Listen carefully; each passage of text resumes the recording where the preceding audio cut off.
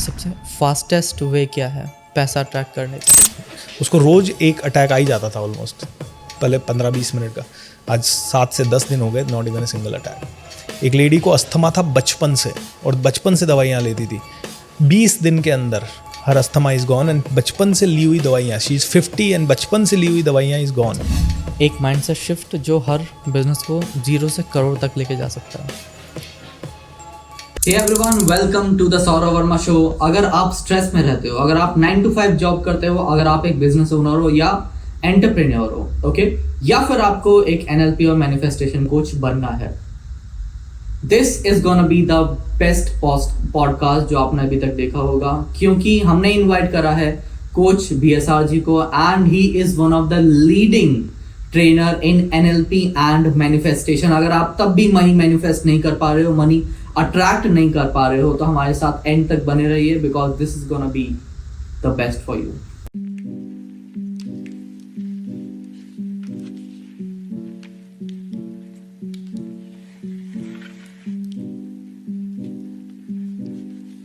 Hi everyone, welcome to the Saurabh Verma show. आज हमने invite करा है मिस्टर कोच BSR जी को। He is money manifestation and business coach. कैसे रही आपकी जर्नी? सौरभ भाई, मज़ा आया आपसे मिलके, and my journey is going great. Thank you so much for asking. कैसे हैं आप? ऑसम, मैं बहुत बढ़िया। Everything is going great. Awesome. ठीक है, तो आप ऑडियंस को बताइए कि आपकी जर्नी कैसे स्टार्ट हुई थी into manifestation NLP? I think मैं तो IT कंपनीज़ में था, और पुणे में जब था तो सोचा कि सैटरडे संडे कैसे अपना यूटिलाइज़ करें। तो आई वाज सर्चिंग कि कुछ मैं लैंग्वेजेस वगैरह सीख लूँ, जर्मन लैंग्वेज, फ्रेंच लैंग्वेज। तो एक इंस्टीट्यूट में गया तो वहाँ जर्मन लैंग्वेज का लिखा हुआ था कि they will teach German language. जब मैंने वहाँ पता किया तो उन्होंने कहा जर्मन लैंग्वेज का तो अभी कोई बैच नहीं है, लेकिन वो काउंसलर थी, वो बड़ी स्मार्ट सी थी, उसने एक डेमो दे दिया मुझे मेमोरी एनहांसमेंट का। उसने 50-60 आइटम्स ऐसे लिखे, और बिना ज़्यादा दिमाग लगाए 1 से 60, 60 से 1 याद कर लिए उसने। एंड अगर मैं उससे कोई नंबर दूँ उसे 35, तो वो तुरंत बता दे 35 पे क्या है। और उसे मैं अगर कोई आइटम बोलूँ कि यार ये लाइट कौन से नंबर पे है, तो वो तुरंत नंबर बता देती। मेरे लिए ये बड़ा फैसिनेटिंग था। फर्स्ट टाइम इन लाइफ मुझे रियलाइज़ हुआ कि इतनी शार्प मेमोरी भी किसी की हो सकती है। तो मैंने उनसे पूछा ये कैसे होता है, तो उन्होंने कहा मेमोरी एनहांसमेंट का एक प्रोग्राम होता है, वो आप कर लीजिए। मैं मेमोरी एनहांसमेंट का वो प्रोग्राम जिस स्पीकर से वो था, 7,500 उन्होंने मांगे 3 दिन के। एंड आई वाज लाइक 7,500 तो बहुत ज़्यादा होता है, कैसे मैं दूंगा। 11,000 मेरी सैलरी होती थी। बट एक डिसीजन लिया कि लेते हैं। घर वालों से पूछा, घर वालों ने मना किया कि नहीं नहीं, ये कोई तुझे लूट रहा होगा, कोई तुझे डरा रहा होगा, है ना। आज 2007 में 11,000, 7,500 की ट्रेनिंग, आज तो 70,000 भी कोई मांगता है किसी से तो एक बार को आदमी सोच लेता है करने की। उस समय ट्रेनिंग वॉज नॉट देयर, मतलब था ही नहीं, बहुत ही रेयरली कोई बड़ी बड़ी सिटीज़ में ही चलता था। तो हमें तो पता भी नहीं था कि ऐसा कुछ होता है।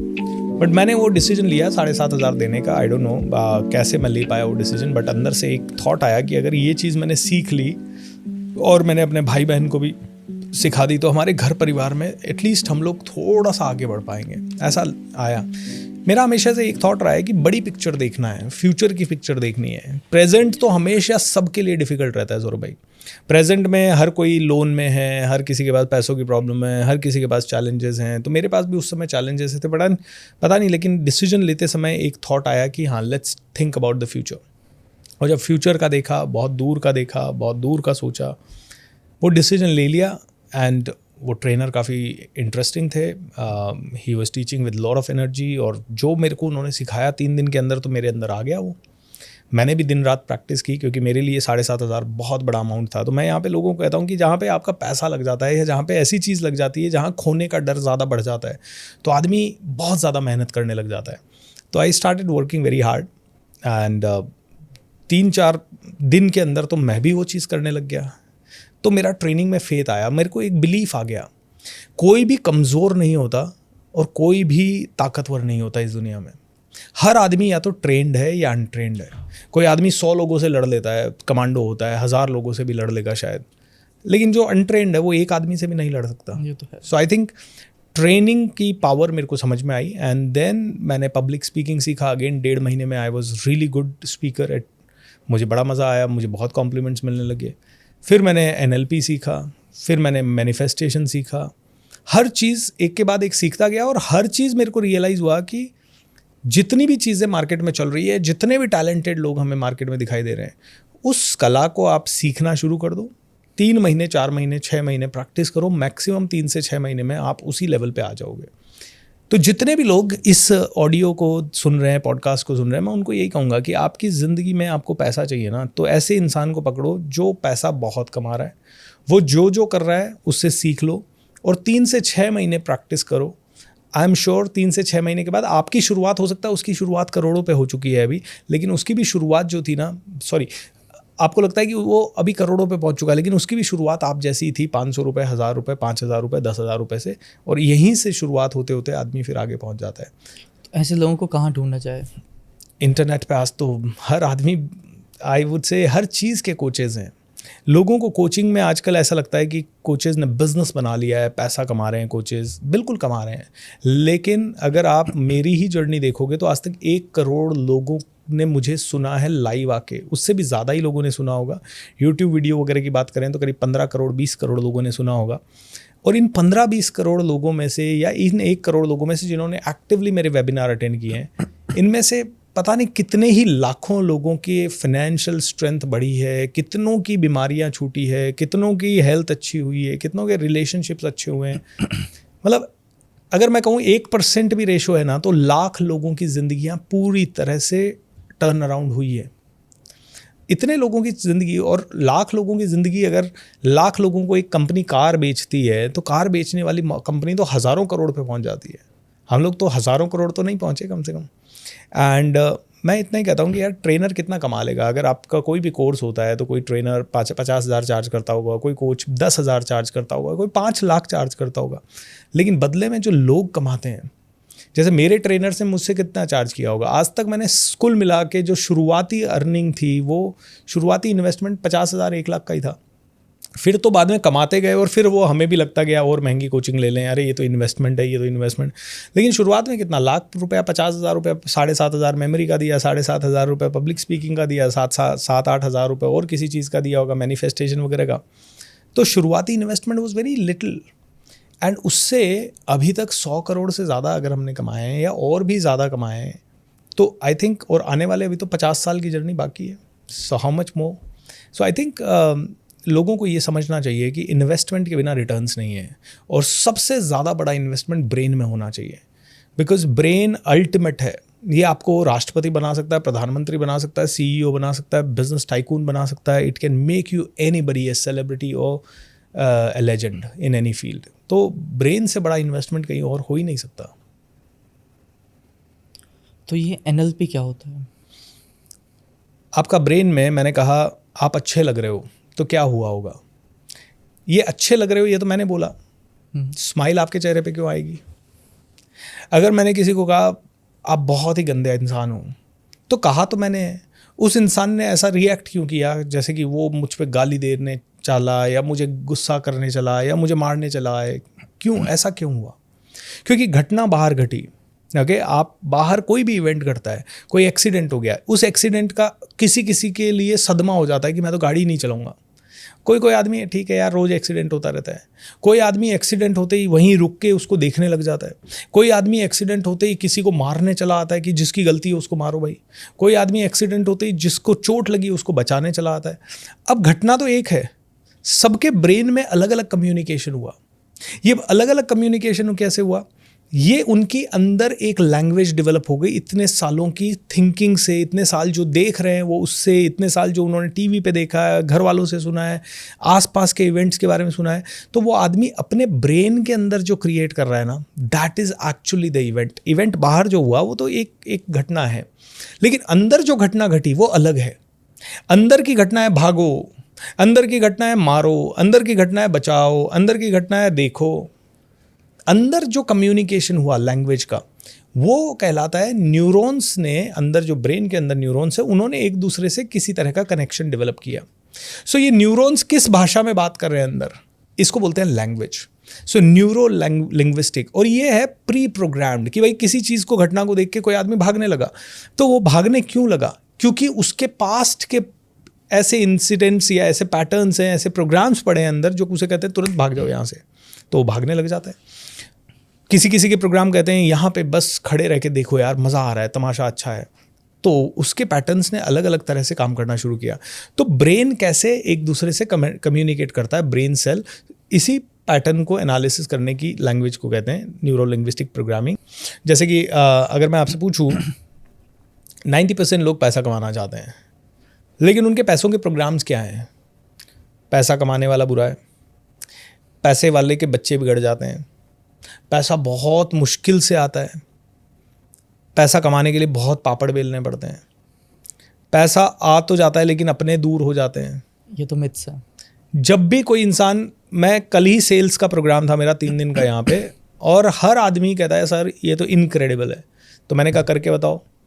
ठीक है सर, लेकिन मैं पैसा नहीं मांग सकता किसी से, मैं पैसा नहीं मांग सकता। मैंने कहा हर अमीर आदमी मांग पाता है, तुम क्यों नहीं मांग पाते? बोले नहीं मैं नहीं मांग पाता। तो तुम्हें अमीर बनना है या एवरेज बने रहना है? अमीर बनना है। तो मांग क्यों नहीं पाते? क्योंकि अंदर से थॉट आता है कि अगर मैंने आपसे पैसा मांगा तो एक प्रोग्राम फायर हुआ है कि पास्ट में उन्होंने किसी से पैसा मांगा और उस आदमी ने उनसे बात करना बंद कर दिया। अरे पैसा मांगने से रिश्ते बिगड़ जाते हैं, अरे पैसा मांगने से लोग दूर चले जाते हैं, अरे पैसों की बात भाइयों में दरार पैदा करवा देती है, पैसे बहुत बुरे होते हैं। तो अल्टीमेटली जैसे ही आदमी कहता है मुझे अमीर बनना है, उसके अंदर के ये सारे प्रोग्राम फायर होने लग जाते हैं। वो कितनी भी मेहनत करे लेकिन ये प्रोग्राम उसको पीछे खींचने लग जाते हैं। अब ये उसकी प्रोग्रामिंग है। क्या ये चेंज की जा सकती है? बिल्कुल चेंज की जा सकती है। तो एक लेवल था जब मैं किसी से भी पैसा मांगता था, मुझे ऐसे लगता था यार I can't really ask for money. लेकिन जब मैंने समझा कि अमीर बनना है तो पैसे मांगना पड़ेगा, और फिर मैंने ये देखा कि अरे मेरे को किसी ने पूछा अच्छा तू कुछ खरीद के लाया मार्केट से, सूट खरीद के लाया? हाँ। उसने तेरे से पैसे मांगे? यस। तू उससे नाराज़ हुआ? नो। तू सब्जी लेने गया? हाँ। उसने तुझसे पैसे मांगे? हाँ। वो तू उससे नाराज़ हुआ? नहीं। अच्छा, तूने जब पब्लिक स्पीकिंग का इवेंट किया अटेंड, तब उन्होंने तुझसे पैसे मांगे थे और तू मान ले नहीं दे पा रहा है किसी इवेंट के पैसे, तो तू क्या नाराज़ हुआ? नहीं। तूने दिए तो तू नाराज़ हुआ? नहीं। तो उन्होंने तुझसे पैसे मांगे, हज़ारों लोगों ने तुझसे आज तक पैसे मांगे, और हर बार तूने या तो दिए या नहीं दिए, लेकिन तू नाराज़ नहीं हुआ। तो तुझे ऐसा क्यों लगता है कि तू जब पैसे मांगेगा वो नाराज़ हो जाएंगे? तुझे ऐसा क्यों लगता है तू जब पैसे मांगेगा वो दूर चले जाएंगे? ये बात मेरे दिमाग में फिट बैठ गई एंड समझ में आता है कि पैसे मांगने से कोई नाराज़ नहीं होता। पैसे मांगने का तरीके से लोग नाराज़ हो सकते हैं, वो तरीका सीखा जा सकता है ना। अगर आप, मैं सीधा आपको बोलूँगा सौरभ भाई आप मेरे को 5 लाख रुपए दो, अरे 5 लाख आपको देने पड़ेंगे, मेरा कोर्स करो बहुत ही अच्छा है। आप कहोगे यार मैं क्यों दूँ 5 लाख रुपए, काहे का कोर्स है तुम्हारा, क्यों करूँ, मैं जानता नहीं हूँ। लेकिन अगर वही मैं सौरभ भाई के साथ बैठूं, सौरभ भाई मेरी बातें करें, मेरी बातों से सौरभ भाई को लगे कि हाँ यार कोई तो वैल्यू है जो कि BSR की बात में है, और फिर मैं सौरभ को पूछूं सौरभ कहाँ अटके हुए हो, सौरभ ने कहा यहाँ प्रॉब्लम है, यहाँ प्रॉब्लम है, यहाँ चैलेंज है, तो सौरभ भाई इन्हीं प्रॉब्लम से आप कितने दिनों तक और जियोगे, और अगर ये प्रॉब्लम अगर 5 साल रही तो कितना नुकसान हो सकता है, बहुत सारा। अगर ये प्रॉब्लम 5 साल पहले सॉल्व हो गई होती तो कितना फ़ायदा हो सकता था, इतना फ़ायदा। तो क्या इतना फ़ायदा चाहते हो? हाँ चाहता हूँ। इतना फ़ायदा अगर आप चाहते हो तो क्या आपको ये चीज़ें सीखनी चाहिए? हाँ सीखनी चाहिए। अब बताओ कहाँ से सीखोगे? नहीं पता, मैं सिखा सकता हूँ। 5 लाख लूँगा, 5 लाख दे के 5 करोड़ का फ़ायदा हो सकता है, तो क्या आपको करना चाहिए? ये सब करना चाहिए। अब ये चीज़ मैं अपने वेबिनार में यूज़ करूँगा 100% ये करनी है। तो सौरभ भाई को जब मैंने इस तरह से पूछा तो सौरभ भाई कहेंगे हाँ यार 5 लाख देने चाहिए। लेकिन अगर मैं सीधा जाके बोलूँ मेरा प्रोडक्ट बहुत अच्छा है जी, बहुत जानदार है, आप 5 लाख रुपए ले लो, मेरे को दे दो, एंड देन सौरभ भाई कहे यार कहाँ है, इस आदमी से मिलना ही नहीं है। सो प्रोग्राम्स हमारे अंदर हैं और उन प्रोग्राम्स का प्रूफ भी हमारे बाहर होता है कई बार। तो जैसे प्रोग्राम फायर हुआ अंदर कि हाँ भाई पैसे मांगने से लोग नाराज़ हो जाते हैं, तो आपके पास शायद पास्ट का कोई प्रूफ है। अब आपको क्या करना है, उस प्रोग्राम को चेंज करना है, उस प्रोग्राम को चेंज करके अपने नए प्रोग्राम के हिसाब से बिहेव करना है, और आप देखोगे नए प्रूफ आने लग जाएंगे। तो फिर हम वो मैनिफेस्ट करते हैं कि हमारे पास आ रहा है। मैनिफेस्ट करते हैं, तो मैनिफेस्टेशन को लोग समझते नहीं है एक्चुअली। लोग सोचते हैं मैनिफेस्टेशन मतलब लिखना, मेडिटेट करना, विजुअलाइज करना और ये सब। तो ये डेफिनेटली ये स्टार्ट है। जैसे मान लीजिए ये रूम है और इस रूम में बहुत सारे इलेक्ट्रिक सॉकेट्स लगे हुए हैं, ठीक है, स्विच लगे हुए होंगे, वायर्स डले हुए हैं अंदर। तो manifestation is like putting that switch and the wire. लेकिन दूसरी चीज़ भी होनी चाहिए, स्किल्स होनी चाहिए आपके पास। मेरे पास सौरभ आ गए और मुझे कुछ बेचना नहीं आता, मेरे पास कोई प्रोडक्ट नहीं है आपके लिए, तो मैं बेच ही नहीं पाऊंगा। अब यूनिवर्स कहता है भाई तुझे पैसे चाहिए थे, मैंने एक पैसे वाला आदमी तेरे सामने बिठा दिया, पैसे वाला आदमी तुझे पैसा दे सकता है लेकिन तूने उसको कुछ बेचा ही नहीं, तेरे पास कोई प्रोडक्ट ही नहीं हो जो उसको अपील कर सके, तो मैं तेरे को पैसा कैसे दिलाऊं? सो मैनिफेस्टेशन आपको सिचुएशन में ले आता है, उस सिचुएशन में आपको एक्ट करना होता है, उस एक्ट के लिए आपको पहले से प्रिपेयर होना होता है। So manifestation is a combined I would say thought process, जहाँ पे कि आपकी स्किल, आपके थॉट प्रोसेस, तो थॉट, स्किल्स, आपका टैलेंट, आपके एक्शंस, ये सारी चीज़ें जब प्रॉपर तरीके से अलाइन हो गई तो आपका मैनिफेस्टेशन काम करने लगता है। Otherwise manifestation doesn't work. तो कई लोग कहते हैं सर मैनिफेस्टेशन कर रहे हैं तो फिर मेहनत की क्या ज़रूरत है? मैनिफेस्टेशन कर रहे हैं तो मेहनत की ज़रूरत नहीं है, Actions लेकिन combined नहीं। मैनिफेस्टेशन कर रहे हैं तो मैनिफेस्टेशन से हो सकता है कुआं आपके सामने आ गया, बाल्टी थोड़ी आएगी अंदर जाके, बाल्टी अपने आप थोड़ी पानी निकाल लेगी मैनिफेस्टेशन से, किसी को तो निकालना पड़ेगा, चाहे आप निकालें चाहे कोई और निकालें। तो लोग यही कहते हैं कि यार मैनिफेस्टेशन का मतलब तो ये होना चाहिए ना कि कोई दूसरा बाल्टी निकाल के पानी मेरे को दे सकता है, लेकिन उस आदमी के लिए फिर आपको हो सकता है मैं कुएं के पास पहुंच गया, बाल्टी भी पड़ी है, रस्सा भी पड़ा है, और अब मैनिफेस्टेशन के हिसाब से मैं बहुत मेडिटेट करूं तो 10 साल बाद एक आदमी आए और वो बाल्टी से पानी भी निकाल के दे, बट क्या मुझे उस चीज़ के लिए 10 साल रुकना है? बिल्कुल। सो मैनिफेस्टेशन कहता है कि आई लव स्पीड, यूनिवर्स कहता है मुझे स्पीड चाहिए। तुमने कोई थॉट डाला, तुमने कहा कि मुझे 1 करोड़ रुपया चाहिए, ऑलराइट, उस थॉट को डाला, तुमने मैनिफेस्ट करना शुरू किया। अब होगा क्या, 10-20 दिन में या 1 महीने में या उससे कम में या उससे ज़्यादा में तुम्हारे सामने कोई या तो वेबिनार या कोई वीडियो या कोई किताब या किसी तरह से कोई व्यक्ति आ जाएगा जो तुम्हें कहेगा यार 1 करोड़ कमाना इस तरह से पॉसिबल है।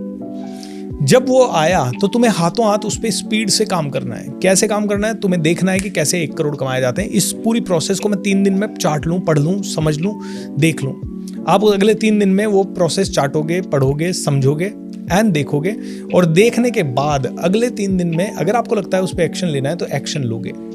एंड मैं वादा करता हूँ अगर आपने ये किया तो आपको बहुत जल्द वो 1 करोड़ रुपये महीना जो आपको चाहिए वो मिल जाएगा। लेकिन अगर आपने कहा मेरे को 1 करोड़ चाहिए, मैनिफेस्ट किया, ऐसे वीडियोस आते रहे, आपने कहा नहीं ये सब प्रैक्टिकल नहीं है, ये नहीं होता, ये नहीं होता, ये नहीं होता, ये नहीं होता, यूनिवर्स तो आपने आपके लिए काम करना शुरू किया था बट आपने एक्शन ही नहीं लिया। एंड आप चाह रहे हो 1 करोड़ आए और एक दिन सीधा आप उठो, आंख खोलो और अचानक से अकाउंट में 1 करोड़ क्रेडिटेड है, तो और भक्ति कर लो, अभी आपके 10, 20, 50 साल की भक्ति बाकी है। So that's what it is. हाँ, तो यूनिवर्स भी ये कहता है अगर एक्शंस लोगे तभी रिजल्ट मिलेगा, नहीं तो रिजल्ट नहीं मिलेगा। एक्शंस एंड थिंकिंग दोनों। तो थिंकिंग डालना ज़रूरी है, पहले मेडिटेशन करना ज़रूरी है, मैनिफेस्टेशन करना ज़रूरी है, लिखना भी ज़रूरी है, उसके लिए विजुअलाइज करना भी ज़रूरी है। वो करोगे तो यूनिवर्स को जल्दी ऑर्डर पहुंचेगा, जल्दी ऑर्डर कर पहुंचेगा तो वो ऑप्शन सामने जल्दी लाएगा। It's like perfect example is आज का सोशल मीडिया। आपने अगर दिमाग में थॉट ही नहीं लाया कि मुझे एक्सरसाइज का वीडियो देखना है, तब तक आप वो जाके सर्च में डालोगे नहीं और वो देखोगे नहीं। एक बार आपने एक्सरसाइज का कोई वीडियो डालने का थॉट डाल दिया तो आप उसे सर्च करोगे और उसके बाद हर वीडियो कैसा दिखेगा, वैसा ही दिखेगा आपको। तो अगर किसी को मनी मैनिफेस्ट करनी है तो क्या प्रोसेस है? सबसे पहले डिसाइड करो कि आपको रियल में मनी मैनिफेस्ट करना है। तो मनी मैनिफेस्ट करने का लिख लिया आपने, मुझे 2 करोड़ करना है, लेट्स से एग्जांपल ले लेते हैं, किसी को 3 करोड़ रुपए मैनिफेस्ट करना है। कितने टाइम में करना है? आदमी ने कहा मुझे तो 2 साल में करना है जी, 1 साल में करना है। लेकिन आज के सबसे बड़ी गलती लोग करते हैं, मुझे तो अगले महीने चाहिए। नहीं, sufficient time also you will have to give. अब सफिशिएंट टाइम कितना है वो मुझे नहीं पता, तो अगर आपको नहीं पता तो आप यूनिवर्स को कहोगे मुझे एज सुन एज पॉसिबल चाहिए। ये पहला पार्ट हो गया। इसमें आपने लिखने लग गया कि मेरे को 3 करोड़ रुपए आ रहे हैं, thank you universe, I am already. तो पहला तो affirmation, I am already earning 3 crore rupees, या I already have 3 crore rupees of saving. आपने पहले ही ये अफर्मेशन डाल दिया, मेरे पास 3 करोड़ रुपए की सेविंग पहले से ही है, 3 करोड़ रुपए मेरे बैंक अकाउंट में पड़े हैं। पहला तो आपने ये अफर्मेशन डाल दिया। अब जब आप ये अफर्मेशन डालोगे तो आपका ब्रेन बिलीव नहीं करेगा। ब्रेन कहेगा, ब्रेन में आइडेंटिटी कॉन्फ्लिक्ट पड़े हैं, बिलीफ कॉन्फ्लिक्ट पड़े हैं। आइडेंटिटी क्या है? मैं तो मिडिल क्लास हूँ। अब 3 करोड़ वाला तो करोड़पति होता है, तो मिडिल क्लास हूँ और 3 करोड़पति हूँ, ये दोनों आइडेंटिटी क्लैश हो रही है। तो clear the identity. Identity create करने के लिए आपको एक और अफर्मेशन बोलना पड़ेगा, मैं करोड़पति हूँ, मैं करोड़पति हूँ, मैं करोड़पति हूँ। और इसके बहुत सारे रीज़न देने पड़ेंगे, क्योंकि मेरे पुश्तैनी ज़मीन जो है हमारे घर परिवार की वो करोड़ों की है, क्योंकि मेरा शरीर करोड़ों का है, क्योंकि मेरे अंदर जो ब्रेन है उसकी वैल्यू करोड़ों की है, क्योंकि लाखों लोगों ने करोड़ों कमाए हैं, क्योंकि मेरे से यंग लोगों ने करोड़ों कमाए हैं, क्योंकि मुझसे कम समय में लोगों ने करोड़ों कमाए, क्योंकि मुझसे कम पढ़े लिखे लोगों ने करोड़ों कमाए, इसलिए मैं करोड़ डिज़र्व करता हूँ, मैं करोड़पति हूँ। तो ये आइडेंटिटी कॉन्फ्लिक्ट सॉल्व हुआ। पहले मैं मिडिल क्लास हूँ, मैं मिडिल क्लास हूँ, यही चलता रहता है 90%। अब आपने एक नया आइडेंटिटी डाला। अब इसके बाद आएंगे आपके सारे बिलीफ चेंज करने पड़ेंगे आपको थोड़े से। जैसे कि बिलीफ है करोड़ कमाना मुश्किल है, तो फिर ऐसे बहुत सारे एग्जाम्पल्स ढूंढने पड़ेंगे जहाँ करोड़ों लोगों ने आसानी से कमाया है, और बार बार बोलना पड़ेगा करोड़ों कमाना आसान है, करोड़ों कमाना आसान है। ये बिलीफ लाना पड़ेगा कि आसान तो है भाई, और इसको एक्सपीरियंस भी करना पड़ेगा। कुछ ऐसा करके देखना पड़ेगा जहाँ पे कि आपने थोड़ा सा एफर्ट डाला और जल्दी पैसा आ गया। जैसे कि इस बिलीफ को स्ट्रॉन्ग करने के लिए कोई आदमी ऑप्शन ट्रेडिंग में एक दिन कर सकता है। मैं ऑप्शन ट्रेडिंग को एडवोकेट नहीं करता, लेकिन एक दिन ऑप्शन ट्रेडिंग 50,000 रुपये लेके बैठा या 5,000 रुपये लेके बैठा। जब मैंने पहली बार ऐसे ही ऑप्शन ट्रेडिंग करी, 5,000 रुपये लेके बैठा, मुश्किल से 3 मिनट के अंदर वो 1,000 रुपये उस पर अर्निंग हो गई। मैंने कहा देखा पॉसिबल है, अगर 3 मिनट में घर बैठे 1,000 रुपये आ सकता है तो आगे भी आ सकता है। हालांकि लोगों को मैं नहीं कहता कि ऑप्शन ट्रेडिंग की लत लगाओ, और ना करता हूँ, मैं बिल्कुल नहीं करता हूँ, but I want you to just find out proof कि हाँ यार 1 करोड़ आता तो आसानी से है। अब ये बिलीफ आ गया अंदर सेट। फिर और भी बिलीफ है, पैसा बुरा होता है, पैसे वालों के बच्चे बुरे होते हैं, तो अपने आप को इन सारे चीज़ों का सोल्यूशन अंदर देना है। नहीं यार, बहुत सारे गरीब बच्चों के बच्चे भी बुरे होते हैं, गरीब परिवारों के बच्चे भी बुरे होते हैं, बहुत सारे मिडिल क्लास वालों के बच्चे भी बुरे होते हैं, और पैसे वालों के बच्चे ही बुरे होते हैं ऐसा कहना गलत है, क्योंकि कई पैसे वालों के बच्चे उनका बिजनेस संभालते हैं, बहुत अच्छे भी होते हैं, बहुत नेक्स्ट लेवल पे भी होते हैं। सो हमें ऐसे सारे बिलीफ्स और कॉन्फ्लिक्ट्स माइंड से हटाने पड़ेंगे। लोग क्या करते हैं, इन 2 चीज़ पे काम ही नहीं करते हैं, आइडेंटिटी और बिलीफ पे काम ही नहीं करते। वो सीधा आते हैं, लॉ ऑफ अट्रैक्शन लगाने लग जाते हैं, मुझे 3 करोड़ आ रहा है जी, मुझे 3 करोड़ आ रहा है, लिख देते हैं, चार्ट लगा देते हैं, सब कुछ कर देते हैं, बट वो आइडेंटिटी बिलीफ पे काम ही नहीं करते। उसके बाद आता है तीसरा, वैल्यू। जैसे ही यूनिवर्स अपॉर्चुनिटी देगा, भैया 3 करोड़ रुपए कमाने की अपॉर्चुनिटी बॉम्बे में है, तुम दिल्ली में बैठे हो, बॉम्बे जाओ, 90% लोग कहेंगे नहीं यार बॉम्बे में नहीं जा रहा, दिल्ली बैठा हूँ मैं, तो दिल्ली में ही आए अपॉर्चुनिटी तो चले। तो इसका मतलब पता है क्या है, वैल्यू में कॉन्फ्लिक्ट है। क्यों बैठना चाहते हो आप दिल्ली में? क्योंकि कंफर्ट जोन को आप ज़्यादा वैल्यू दे रहे हो। अब तुम्हारी लिस्ट में पैसा चाहिए तुम्हें, तो तुम्हें पैसे के ऊपर लाना पड़ेगा, लेकिन तुम कंफर्ट को ज़्यादा वैल्यू दे रहे हो। नहीं, दिल्ली के आसपास है क्या, तब तो मैं कमा लूँ, नहीं मेरे परिवार के से दूर जाके मुझे नहीं कमाना है। तो अल्टीमेटली आपने फैमिली को पहले वैल्यू दे दी, अपने कंफर्ट को पहले वैल्यू दे दी, और मनी को तीसरी प्रायोरिटी रख दिया। तो यहाँ पे प्रायोरिटी लिस्ट में तुम्हें मनी ऊपर लाना पड़ेगा, और अपने माइंड को समझाना पड़ेगा कि मुझे 3 करोड़ कमाना है, और 3 करोड़ कमाना ही मेरी सबसे बड़ी प्रायोरिटी है। 3 करोड़ कमाना है, 3 करोड़ कमाना है। उसके लिए क्या मैं बॉम्बे जाने को तैयार हूँ? यस। क्या मैं अमेरिका जाने को तैयार हूँ? यस। क्या मैं इन्वेस्ट करने को तैयार हूँ? यस। क्या मैं किसी से मिलने को तैयार हूँ? यस। क्या मैं कुछ सीखने को तैयार हूँ? यस। जब ये सारे यस आ गए, इसका मतलब मनी प्रायोरिटी पे ऊपर आ रहा है। ये तीनों चारों चीज़ें हो गई। उसके बाद लॉ ऑफ अट्रैक्शन की सारी चीज़ें करो, विजुअलाइज करो, 3-6-9 टेक्निक अपनाओ, 3 बार सुबह लिखो, 6 बार दिन में लिखो, रात को 9 बार लिखो, 5-5-5 टेक्निक अपनाओ, 55 बार लिखो, 5 दिन कंटिन्यू लिखो, मैनिफेस्टेशन करो, सेम टाइम पे विजुअलाइजेशन करो। ये सारी चीज़ें अप्लाई कर दो। सब चीज़ें अप्लाई हो गई, उसके बाद देखो आप मिरेकल ही मिरेकल होंगे। एंड फिर जहाँ पे भी मौका मिले उसके ऊपर इम्प्लीमेंटेशन शुरू कर दो कि 1 करोड़ का कमाने का अपॉर्चुनिटी आ रहा है बॉम्बे से, एक बार बॉम्बे जाके 3 दिन एग्जीबिशन अटेंड करके देख लो, क्या पता आ जाए। You never know. या तो आपको क्या लगता है कि अगर किसी को बिजनेस स्टार्ट करना है तो उसके लिए पहले स्पिरिचुअल होना ज़रूरी है, या बिजनेस एक स्टार्ट करने के लिए क्या एक पूरा प्रोसेस होना चाहिए, माइंडसेट कैसा होना चाहिए? देखिए, बिजनेस के लिए पहला माइंडसेट तो ये होना चाहिए, बहुत दूर की थिंकिंग होनी चाहिए, जिसको मैं कहता हूँ विजन। हज़ारों लोग बिज़नेस कैसे स्टार्ट करते हैं, यार मुझे बिजनेसमैन बनना है और मुझे हज़ारों करोड़ कमाना है। आई थिंक ये थिंकिंग बहुत गलत होती है, जिसके कारण हज़ारों लोग बिज़नेस स्टार्ट करते हैं, स्ट्रगल करते हैं, बंद कर देते हैं। कहते हैं कि 70% बिजनेसेस तो पहले 5 सालों में ही बंद हो जाते हैं। अब ये होता क्यों है? 5 सालों में बंद होने का रीज़न ये है कि आदमी ने शुरू किया ही गलत तरीके से। पैसा चाहिए भाई जल्दी से जल्दी, और वो जब आता है बिज़नेस की रियलिटी में और वो देखता है यार पैसा तो पता नहीं कब आएगा, जब आएगा, लेकिन मुझे अरे आज लेबर छोड़ के चला गया, अरे आज रॉ मटेरियल के दाम बढ़ गए, अरे आज कस्टमर भाग गया, अरे कस्टमर आज नाराज़ हो गया।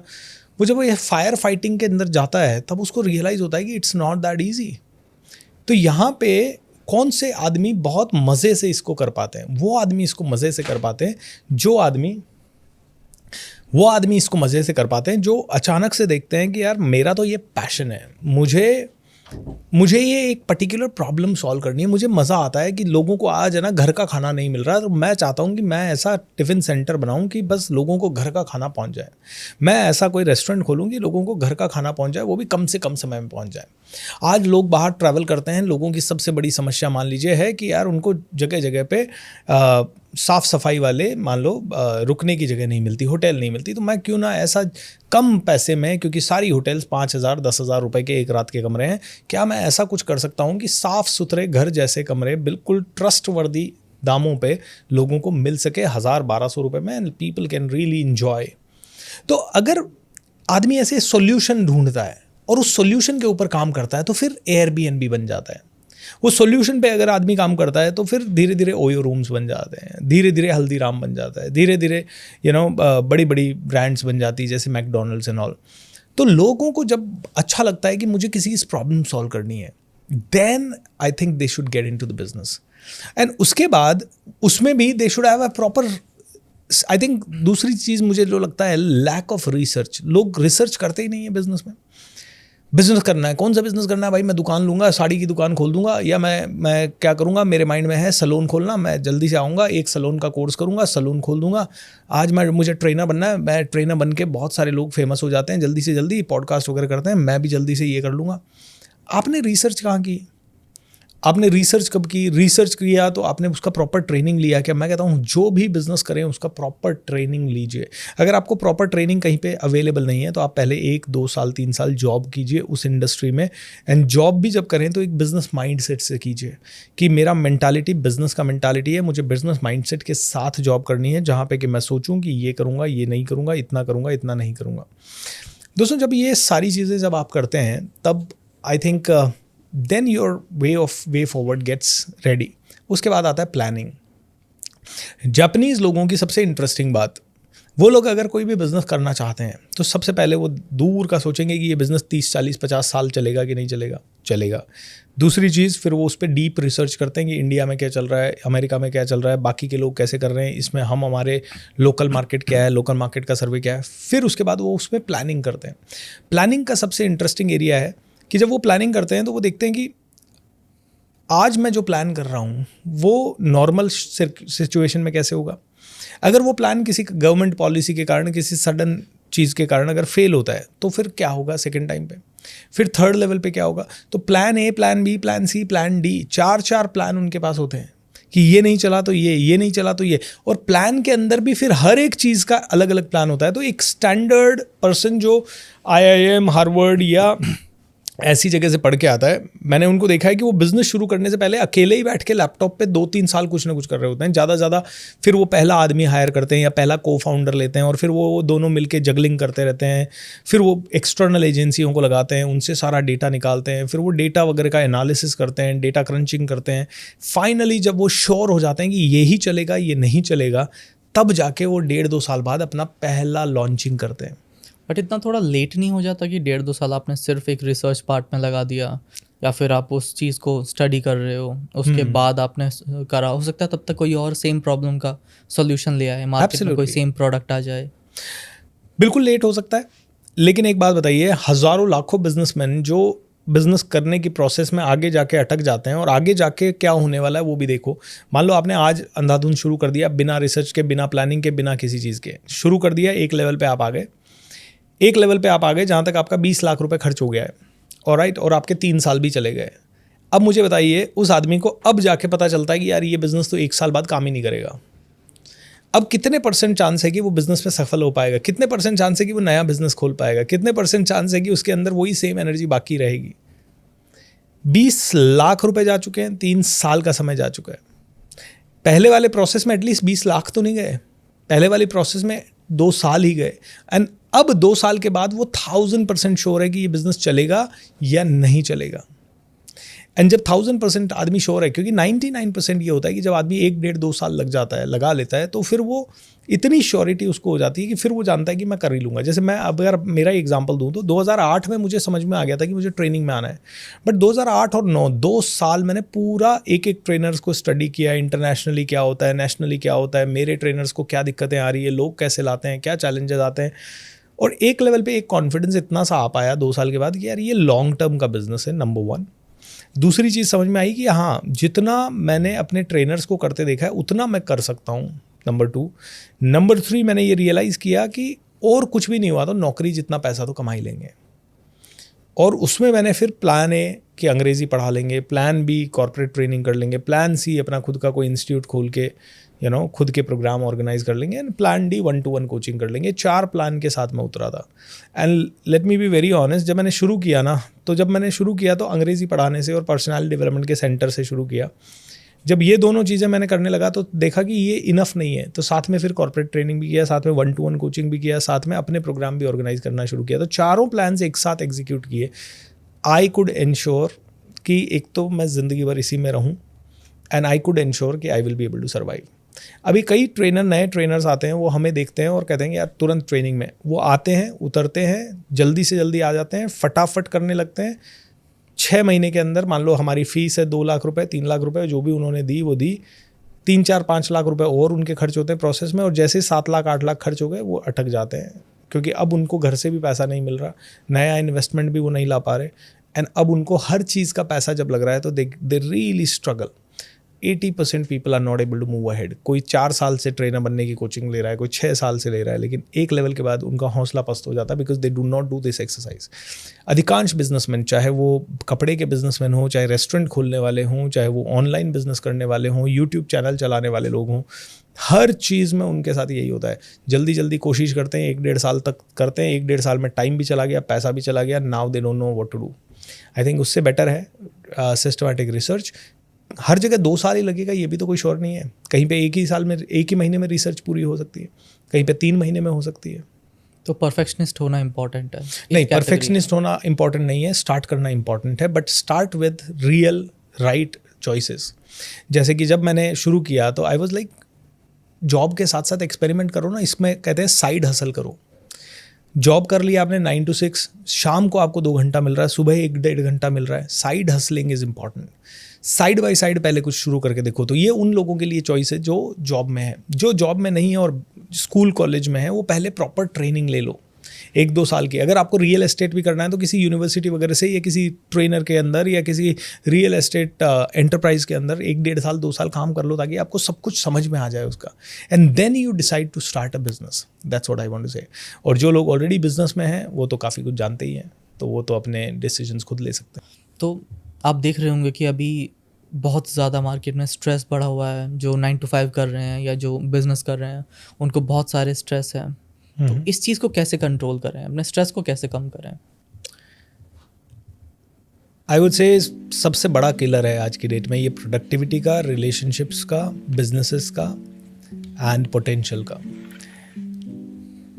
स्ट्रेस, जब मैं बहुत सारे प्रोग्राम लेता हूँ, हमारा एक प्रोग्राम चलता है कमांडो ट्रेनिंग, मॉर्निंग 5 o'clock हम लोगों को उठने के लिए प्रेरित करते हैं, एंड देन 5 to 6:30 सारी ऐसी चीज़ें करवाते हैं जिससे कि उनका माइंड बहुत स्ट्रांग हो जाए। मैं उनको यही कहता हूँ, मैंने कहा मैं एक्सरसाइज वगैरह नहीं करवा रहा, मैं आपको कोई पैसा कमाना नहीं सिखा रहा हूँ, मैं आपको सिर्फ इतना कमाना सिखा रहा हूँ कि your brain becomes very very strong. तो मैंने ये रियलाइज़ किया कि सबसे पहले तो स्ट्रेस आता क्यों है। Comparison is the biggest reason. Comparison and too much of expectation from self and the others. मेरी एक्सपेक्टेशन है मैं तो 1 ही साल में 3 करोड़ कमा लूँ जी, मैं तो जल्दी से जल्दी अपने पिताजी माताजी का नाम पूरी दुनिया में रोशन कर दूँ। आई थिंक दोस्तों, ये जल्दी करना जो है ना, यही सबसे ज़्यादा लेट करवा रहा है आपको। सो सबसे पहले तो मैं ये चाहता हूँ लोगों को कि कूल डाउन, काम डाउन। जो कर रहे हो बहुत अच्छा कर रहे हो। अगर आप 10,000 भी कमा रहे हो ना, तो आप बहुत अच्छा कमा रहे हो, क्योंकि देयर आर पीपल जो कि 10,000 भी नहीं कमा पा रहे हैं। अगर आप 1 लाख कमा रहे हो, बहुत अच्छी बात है। पहले appreciate yourself, you are special, you are powerful. मैं लोगों के साथ एक गेम खेलता हूँ, मैं कहता हूँ कि मुझे बताइए, मैं सेंटेंस बोलता हूँ, आप ज़बरदस्त हैं क्योंकि, और आप बताइए क्योंकि। आप ज़बरदस्त हैं या आप ब्लेस्ड हैं क्योंकि। एक बच्ची आई मेरे पास अभी, 15 साल की बच्ची, और भयंकर स्ट्रेस में, सर मैं कुछ नहीं कर पा रही हूँ, मैं आई डोंट नो, मैं ट्रेनर बनना चाहती हूँ, मैं 13 साल की उम्र में आपके पास पब्लिक स्पीकिंग सीखने आई थी, 2 साल हो गए, अभी तक मैं 1 रुपया नहीं कमा पाई हूँ, I don't know what to do. And 15 साल की बच्ची भयंकर स्ट्रेस में। मैंने कहा क्यों स्ट्रेस में? मेरे को मेरे पापा का नाम रोशन करना है, मेरे को मेरे पापा का ये। अब सोचिए, हमारे मिडिल क्लास फैमिली में कितना बड़ा स्ट्रेस हम बच्चों को दे देते हैं बहुत कम उम्र में, कि पापा मम्मी का नाम रोशन करना है। भाई पापा मम्मी क्या इनकेपेबल है क्या आपके? नहीं है ना। मैंने उस बच्ची को कहा, मैंने कहा आँख बंद करो, आँख बंद किया, मैंने कहा बोलो I am blessed, I am blessed, I am blessed. And मैंने कहा बताओ 5 रीज़न मुझे कि why are you blessed, why are you saying. थोड़ी देर बाद वो कहने लगी क्योंकि मैं सर हेल्दी हूँ, क्योंकि मेरे पिताजी अच्छा कमाते हैं, क्योंकि मुझे खाने पीने में कोई दिक्कत नहीं है, मैं अच्छी स्कूल में जाती हूँ। 100 चीज़ें मैंने ऐसे करते करते बुलवाता गया उससे 15-20 मिनट तक। 15-20 मिनट बुलवाने के बाद मैंने उससे कहा आंखें खोल, मैंने कहा अब बता, तू पहले कह रही थी आई एम स्ट्रेस्ड और अब तू कह रही है आई एम ब्लेस्ड, दोनों में से सच्चाई कौन सी है? आर यू रियली स्ट्रेस्ड और are you blessed? I am blessed. मैंने कहा तो वाई आर यू स्ट्रेस्ड? अरे सर वो तो मेरी ओवर थिंकिंग है। ओह माय गुडनेस, तो वो आपकी ओवर थिंकिंग है। अब वो लड़की, छोटी सी बच्ची ने खुद अपना अंडरस्टैंडिंग क्लियर कर लिया, हाँ यार मैं तो ब्लेस्ड हूँ, मैं स्ट्रेस नहीं हूँ। वो कह रही थी I am dumb, I am stuck. मैंने कहा आर यू रियली स्टक और are you blessed? Are you stuck और are you already better than others? मैं तो बेटर देन अदर्स हूँ। अब देखिए यहाँ कंपैरिजन क्या हुआ, पहले वो कंपैरिजन किससे कर रही थी? मुझसे, मैं ट्रेनिंग में बहुत अच्छा कर रहा हूँ, या मेरे जैसे लोगों से, अरे ये लोग इतने बड़े बड़े ट्रेनर हो गए, मैं भी 2 साल से सीख रही हूँ, मैं तो 2 रुपया भी नहीं कमा पा रही, ये 2 करोड़ कमा रहे हैं, ये 5 करोड़ कमा रहे हैं, ये कैसे कमा रहे हैं? And she is getting so stressed. मैंने कहा अपनी उम्र के लोगों से कंपेयर करना, अपने आसपास के लोगों से कंपेयर करना, और जब उसने ये कंपेयर किया तो शी वॉज ब्लेस्ड। तो आई थिंक ये कंपैरिजन के लिए अपने आप को उल्टा कहें। जब भी आप कहते हैं आई एम स्ट्रेस्ड, अपने आप को बोले I am happy and give 5 reasons, 10 reasons, 20 reasons why are you happy. Definitely stress management के लिए मेडिटेशन, सुबह जल्दी उठना, भगवान की पूजा, मैं तो कहता हूँ सबसे बड़ी चीज़ स्पिरिचुअलिटी, मंत्र जाप, ये सारी चीज़ें जब आदमी करता है तो धीरे धीरे उसका स्ट्रेस काफ़ी रिड्यूस होता जाता है, और जब उसका स्ट्रेस रिड्यूस होता जाता है दैट पर्सन स्टार्ट्स ग्रोइंग। तो आई थिंक लोगों को सबसे ज़्यादा एक स्पिरिचुअलिटी की तरफ तो जाना ही चाहिए, ये स्ट्रेस को हटाना है, क्योंकि स्पिरिचुअलिटी आपके मन से कंपैरिजन हटा देती है। स्पिरिचुअलिटी कहती है आप प्योर आत्मा हो, आप शरीर हो ही नहीं। जब आप शरीर हो ही नहीं तो आपको क्यों स्ट्रेस लेना है?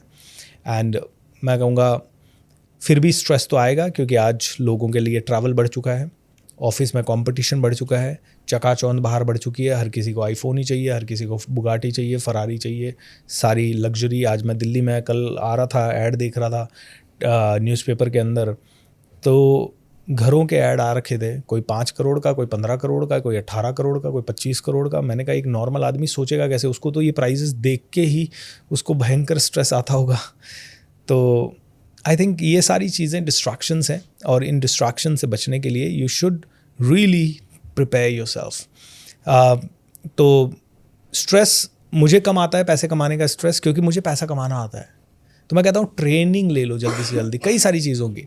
If you really want money, take the training of making money. If you want to invest, take the training of investment. अपनी उस स्किल को बढ़ा लो, स्किल बढ़ गई ना, कॉन्फिडेंस आ जाता है। जहाँ कॉन्फिडेंस है वहाँ स्ट्रेस नहीं रह सकता, या तो कॉन्फिडेंस है या स्ट्रेस है। इफ़ यू आर कॉन्फिडेंट तो आपके पास स्ट्रेस नहीं रहेगा। दूसरा, भागो, दौड़ो, रनिंग करो, मेडिटेशन करो, ऐसे लोगों की संगत में जाओ जो स्ट्रेस नहीं लेते, एंड फिर आप देखो धीरे धीरे कहाँ पहुँचते हो। मेरा मानना है कि स्ट्रेस का जो सबसे बड़ा रीज़न है ओवर थिंकिंग है। तो ओवर थिंकिंग को कैसे कंट्रोल करें? ओवर थिंकिंग को कंट्रोल नहीं कर सकते आप, ओवर थिंकिंग को चैनलाइज करना पड़ेगा। आज मैं अकेला बैठा हूँ और मैं एक लूप में चला गया, यार मैं कुछ नहीं कर रहा। अब मेरा ब्रेन क्या कहेगा? ये एक बहुत ही प्यारा सा स्टेटमेंट है, what ever the thinker thinks the prover proves, right. मैं थॉट डाल रहा हूँ कि मैं कुछ नहीं कर पा रहा। अब मेरा ब्रेन है ना, यही सारी सिचुएशन सामने लाएगा, यार देख तू सच में कुछ नहीं कर पा रहा, पैसे में भी तेरे पास कम है, तेरी हेल्थ भी ऐसी है, तेरे माइंडसेट भी ऐसा है, तेरे रिश्ते भी ऐसे हैं, तू इतने सालों से तैयार कर रहा है, इतने सालों में ये आदमी यहाँ पहुँच गया, तू तो इधर ही है। लेकिन इसी की जगह अगर आप उल्टा सोचोगे ना, जब जैसे मैं अपनी लाइफ में जब सोचता हूँ यार मैं कहाँ से आया हूँ और मैं कहाँ पहुँचा हूँ, जैसे ही मैं अपने आप को बोलता हूँ यार आई नो दिस मच। जैसे अभी मैं आपके सामने आया हूँ तो 3 दिन का मेरा रेजिडेंशियल एक प्रोग्राम चल रहा था, वो प्रोग्राम डिलीवर करके आ रहा हूँ ना, I am feeling so happy, क्योंकि I loved myself more when I delivered that programme. मुझे लगा यार जो स्किल मेरी है ना वो अमेजिंग है, तो कॉन्फिडेंस आया। सो कॉन्फिडेंस डेवलप करने के लिए जो करना पड़े, एक्सरसाइज से लेके एवरीथिंग, तो इससे क्या होगा, आपका ब्रेन का थॉट प्रोसेस चैनलाइज हो गया। बिकॉज आपके पास 24 घंटे है, 24 घंटे में से आप 7-8 घंटे सो रहे हो, बाकी के टाइम क्या होने वाला है? बाकी के टाइम अगर आप अकेले बैठ के सोच रहे हो मैंने क्या किया, तो फिर तो कुछ भी नहीं किया आपने। लेकिन अगर आप उस समय अकेले बैठने की जगह आपने डिसाइड कर लिया कि मैं तो दौड़ के आता हूँ थोड़ा, मैं इस समय मेडिटेशन करने वाला हूँ, सो मैं इसको बोलता हूँ strategic time blocking. Strategic time blocking का मतलब है मुझे पता होना चाहिए आज रात को 8 बजे मैं क्या कर रहा हूँ। अगर मेरे पास फ्री टाइम है तो वो ओवर थिंकिंग ही आने वाली है उधर। दिन स्केड्यूल होना चाहिए। एब्सोल्युटली, आपका दिन स्केड्यूल, शाम तक आप इतने टायर्ड हो जाने चाहिए कि आपका माइंड कहे I want to immediately sleep. मुझे भी कई बार लाइफ में बहुत बार स्ट्रेस आया है, लेकिन मैं ये देखता हूँ कि मेरा दिन इतना ज़्यादा ऑक्यूपाइड होता है कि जब मैं रात को सोचता था कि अरे स्ट्रेस है क्या, तब तक माइंड कहता सो जा भाई। तो this is the best way to live. और ये मुझे मेरे पिताजी ने सिखाया था। मैं जब 10th में था, वो जानते थे कि ये लड़का अगर फ्री रहा तो यंग एज में आपको किसी भी तरह की संगत मिल सकती है, बच्चा बिगड़ सकता है। उन्होंने मेरे पे बहुत सारा लोड डाल दिया था। उन्होंने मुझे, मेरा रूटीन, अगर मैं जब कॉलेज में था तो मैं बताता हूँ आपको, मैं सुबह 5 बजे उठता था कॉलेज के दिनों में भी, 5:30 बजे घर से निकल जाता था। 6 बजे से मेरी ट्यूशन होती थी, 6 से 7 ट्यूशन जाता था, 8 बजे ट्यूशन से ही डायरेक्ट कॉलेज जाता था, 8 बजे से 12 साढ़े 12 बजे तक मेरा कॉलेज होता था, 1-1:30 बजे मैं घर आता था। घर पे खाना खा के मैं फिर से 1 घंटा ट्रैवल करके किशनगढ़ होम टाउन से अजमेर जाता था। वहाँ मेरा कंप्यूटर कोर्स शुरू होता था 3 बजे से। 3 बजे से रात को 9 बजे तक मैं कंप्यूटर सेंटर में होता था, कभी 8:30 तक होता था। रात को 10 बजे तक मैं घर आता था, खाना खाया और तुरंत सो जाता था। उन्होंने उस समय मेरे ऊपर इतना लोड डाल दिया था, तो मैं सोच ही नहीं पाता था इधर उधर चीज़ों में।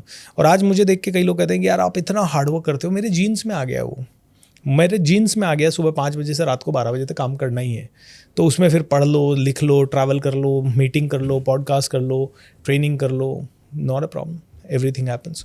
सो overthinking comes only when you have free time.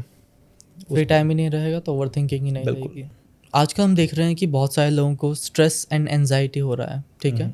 तो उस चीज़ को कैसे कंट्रोल करें, ठीक है। I have seen a lot of people, they are getting panic attacks. Anxiety के जो पैनिक अटैक्स आते हैं, उनका सोचिए कि कब आते हैं वो। मेरी एक स्टूडेंट है जिसको मैं अभी कोच कर रहा हूँ, एंड उसको एंग्जाइटी अटैक आता है और उसके अंदर इतना डर बैठ गया है कि वो अब घर से बाहर नहीं निकलती है। वो कहती है कि मैं पता नहीं घर से बाहर निकलूँगी, मुझे कब अटैक आ जाएगा। उसको लगता है कि वो मेरे ट्रेनिंग प्रोग्राम में नहीं आ रही है। मैं उसको बोल रहा हूँ कि एक बार तू ट्रेनिंग प्रोग्राम में आ जा, क्योंकि शी लिव्स समवेयर रिमोट। मैं उसको कहता हूँ कि 3 दिन का मेरा रेजिडेंशियल कभी भी प्रोग्राम होता है या 2 दिन का होता है, जस्ट कम इन दैट। बोलती कि नहीं, मैं आऊँगी वहाँ प्रोग्राम में, दिन भर बैठूंगी, मेरे को वहाँ अटैक आ गया सबके सामने तो मेरा इंसल्ट हो जाएगा, मैं नहीं आऊँगी। अब दिस इज़ द सिचुएशन। तो मैंने उससे एक ही सवाल पूछा। मैंने कहा एक बात बता, पिछले इतने सालों में जब से तुझे ये है, कभी मूवी देखते हुए अटैक आया? बोले नहीं। मैंने कहा कभी भी तेरे घर में गेस्ट आए हुए 3-4 घंटे 5 घंटे, क्या उन 5 घंटों में कभी अटैक आया? बोले नहीं, पॉसिबल ही नहीं है। मैंने कहा कभी तेरे घर में पूजा पाठ रहा, क्या पूजा पाठ करते समय अटैक आया? नहीं। मैंने कहा कभी भी तुझे किसी भी कारण से बाहर जाना पड़ा, तो क्या सच में कभी बाहर तेरे पास ऐसा एक भी इंसिडेंट है जहाँ बाहर गई तू और तेरे को अटैक आया? बोले नहीं। मैंने कहा तो सोच कब आता होगा? बोले जब मैं अकेले घर में रहती हूँ और सोचती हूँ तब। मैंने कहा नाउ यू आर टॉकिंग। जैसे ही आप एक जगह बैठ गए और आपके मन में कुछ भी स्ट्रेसफुल थॉट आ गया, it can be about relationship, it can be about शादी ब्याह, या it can be about business money, and फिर वो ओवर थिंकिंग के लूप में जाता है। एंड देन पता है आपको क्या होता है? Body loves it. बॉडी मतलब आपका subconscious mind loves it. Smoking bad है या गुड है? बैड है। लेकिन फिर भी आदमी स्मोकिंग करता है, और जो स्मोकर है उसको भी पता है कि बैड है, लेकिन फिर भी आदमी स्मोकिंग करता है। क्यों? क्योंकि उसको लगता है यार अभी मैं क्या करूं, अभी कुछ नहीं कर रहे हैं ना, एक काम करते हैं स्मोकिंग कर ले। वही आदमी बहुत बिजी रहा ना तो दिन भर में शायद 2 ही सिगरेट पिएगा, लेकिन वो खाली रहा ना तो दिन भर में 20 सिगरेट पी जाएगा। और अगर वो पार्टी कर रहा होगा तो 4 घंटे में 20 सिगरेट पी जाएगा। क्यों? क्योंकि body doesn't know what to do now, body is getting board.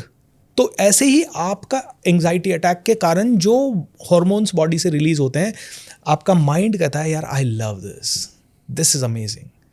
तू अकेला बैठना भाई, थोड़ी देर अकेला बैठ, थोड़ी और एंग्जाइटी लाना थोड़ा, मेरे को वो हॉर्मोन्स मज़े आ रहे हैं, इसीलिए वो फिर बार बार आता है। इस पैटर्न को रोकना होगा। तो अभी रिसेंटली थोड़े दिन पहले मैंने उस लड़की को यही कहा, मैंने कहा जब भी तुझे एंग्जाइटी अटैक आए मुझे कॉल कर, हो सकता है मैं अवेलेबल हूँ, नहीं हूँ। अगर मैं अवेलेबल हुआ तो एक दिन उसको, सर मुझे एंग्जाइटी अटैक आने वाला है, ऐसा लग रहा है, मुझे पैल्पिटेशन हो रहा है, हाथों में मेरे शिवरिंग सी हो रही है एंड देन स्वेटिंग सी हो रही है। मैंने कहा एक काम कर, look 20 degree up, take a deep breath and imagine that how bright you are, how amazing you are, तूने क्या क्या अच्छा किया है। एंड मैंने कहा इमेजिन कर धरती माँ से पूरी एनर्जी आ रही है, एंग्जाइटी अटैक नहीं आया। ऐसा कैसे हो सकता है? शी सेड नहीं मैं दवाई नहीं लूँ जब तक नहीं जाता है। मैंने कहा दवाई ली क्या तूने अभी? नहीं ली। आया एंग्जाइटी अटैक? नहीं आया, गायब हो गया। आने वाला था, पहले ही पैटर्न को इंटरप्ट कर दिया उसके, पहले ही उसको माइंड को कहा नहीं नहीं आ सकता, अभी देख सक्सेस के बारे में सोचना है। सक्सेस के बारे में सोचा, पॉजिटिव सोचा, थोड़ा अलग तरह से सोचा, थोड़ी मेडिटेशन करवाई, थोड़ी बॉडी को स्ट्रॉन्ग करवाया। मैंने कहा कंधे सीधे करो, पूरी एनर्जी बिल्ड करो, take a deep breath, and anxiety attack जो आने वाला था गायब हो गया। मैंने कहा टेक 10 टॉप डीप ब्रीथिंग्स, पूरा बेली आउट। आई वॉन्ट टू से, देखिए थोड़ा सा अवेयरनेस लाना पड़ेगा। चैम्पियंस एंड एवरेज लोगों में यही है, चैम्पियंस को पहले से ही पता पड़ जाता है कल सुबह क्या होने वाला है। यार कल शायद मेरा दिन प्लान्ड नहीं है, तो शायद मैं वेस्ट कर दूंगा। मेरा पास्ट का हिस्ट्री कहता है मैं मूवीज़ में, ओवर थिंकिंग में, ओवर स्लीपिंग में, इससे बेटर कल का दिन प्लान कर लेते हैं। एंड यहाँ पे कई बार आदमी कहता है नहीं मैं कहीं नहीं कर पाता, क्योंकि हम कितना भी बिजी कर लें बीच बीच में ऐसे मौके आते हैं। ऐसे टाइम पे मैं कहता हूँ आप 8-10 दिन नेचुरोपैथी सेंटर जाएं। नेचुरोपैथी सेंटर में जब आपकी मसाजेज वगैरह होती है, अलग तरह के डिटॉक्स प्रोसेसेस होते हैं, जिससे आपकी बॉडी में जो भी नेगेटिव टॉक्सिन्स वगैरह होते हैं वो निकल जाते हैं। आपको वहाँ योगा वगैरह कराया जाता है, जिससे आपकी बॉडी स्ट्रांग होती है, and because of that you do not get it.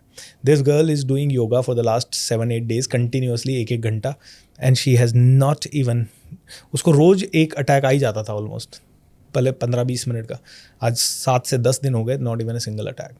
एक लेडी को अस्थमा था बचपन से, और बचपन से दवाइयाँ लेती थी, 20 दिन के अंदर हर अस्थमा इज़ गॉन, एंड बचपन से ली हुई दवाइयाँ, शी इज़ 50 एंड बचपन से ली हुई दवाइयाँ इज़ गॉन। एक बंदे को OCD एंड डिप्रेशन था 2014 से, एंड 2024 में जब वो मुझसे मिला और ये सारी चीज़ें उसने करना शुरू किया, 1 month या उससे भी कम में I think is completely medicine free. Stage 4 cancer completely medicine free and completely cured. मैं नहीं कहता कि ये मैं कर रहा हूँ, मैं ये कर रहा हूँ, उनके ब्रेन के पैटर्न्स जैसे ही शिफ्ट होने लगते हैं, आदमी के अंदर की हार्मोन्स ही चेंज हो जाते हैं, और फिर ब्रेन को नए हार्मोन्स की आदत लग जाती है, which is a fit hormone. उसके बाद तो फिर ब्रेन कह रहा है get out anxiety, I don't want to come back to you.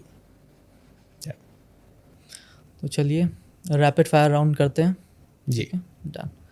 तो एक बिजनेस को स्टार्ट करने के लिए पहला स्टेप क्या होना चाहिए? Vision, discover your vision. Ideas या एग्जीक्यूशन ज़्यादा पावरफुल?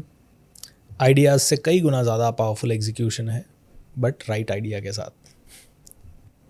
बिजनेस के लिए एक मस्ट हैव स्किल कौन सा हो सकता है? People handling skill, people sensitivity. तो इसका सेल्स में क्या इंपॉर्टेंस है? Sales is all about people management, people handling, questioning. लोगों को सुनने की आदत ज़्यादा डालें, लोगों को समझने की आदत ज़्यादा डालें, अपना प्रोडक्ट बताने और अपने आप को बताने की जल्दी ना करें कभी भी। What's the first golden rule of sales? First golden rule of sales is validation. कभी भी जल्दबाजी ना करें किसी को सेल करने की, पहले जानें कि वो आपके लिए सही प्रोस्पेक्ट है या नहीं है, उसके बाद ही आप सेल्स का प्रोसेस शुरू करें। क्लाइंट, सोशल मीडिया या networking? Networking always better than all these things. Social media से comparison? Social media is also, मतलब इनको कंपेयर करना थोड़ा मुश्किल हो सकता है, क्योंकि अगर बड़ी डील करनी है तो 1-to-1 नेटवर्किंग से ही ज़्यादा होगी, और मासेस तक पहुंचना है तो सोशल मीडिया। सबसे फास्टेस्ट वे क्या है पैसा अट्रैक्ट करने का? Fastest way to attract money is to solve the problem of the human being at a larger scale. बड़ी से बड़ी प्रॉब्लम जो बहुत सारे लोगों की है उसको सॉल्व कर दी तो बहुत पैसा आ सकता है। तो एक प्रॉब्लम जो हम सॉल्व कर सकते हैं, ठीक है, वो कुछ सेलेक्टिव लोगों के लिए होनी चाहिए ताकि ज़्यादा चार्ज कर सकें, या फिर मास के लिए होनी चाहिए ताकि हम कम चार्ज करके भी उसको कंपेयर कर सकें? ये डिपेंड करता है कि आपका विजन क्या है। मेरा विजन है 50 करोड़ लोगों को इंस्पायर करना, तो मैं कम चार्ज करने में और ज़्यादा लोगों को अट्रैक्ट करने में ज़्यादा बिलीव करता हूँ। कई ट्रेनर्स का विजन होता है कि I want to live a comfortable life and I want to serve limited customers and take them to that level, तो फिर आपको ज़्यादा चार्ज करना चाहिए एंड कम लोगों के साथ काम करना चाहिए। So it completely depends, do you want to become a Rolls Royce और do you want to become Maruti. High ticket client का एक secret?